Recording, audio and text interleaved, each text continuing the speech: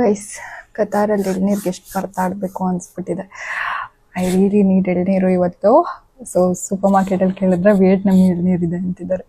ಆ ವಿಯೆಟ್ನಾಮಿ ಎಳ್ನೀರು ಎಷ್ಟು ಆರ್ಟಿಫಿಷಿಯಲ್ ಫೀಲ್ ಆಗುತ್ತೆ ಅಂದರೆ ಏನೋ ಸಕ್ಕರೆ ಪಾಕ ಕುಡ್ದಂಗೆ ಆಗುತ್ತೆ. ಸೊ ಈ ಒಂದು ಟಿನ್ ಬಾಟಲ್ಸಲ್ಲಿ ಏನು ಸಿಗುತ್ತೆ ಅದನ್ನು ಆರ್ಡರ್ ಮಾಡಿದ್ದೆ.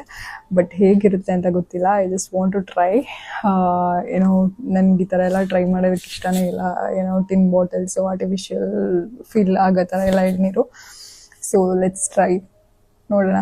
ತರಿಸಿದ್ದೀನಿ ಆ್ಯಕ್ಚುಲಿ. ಏನೋ ಹೇಗಿರುತ್ತೆ ಅಂತ ಒಂದು ಟ್ರೈ ಮಾಡೋಣ.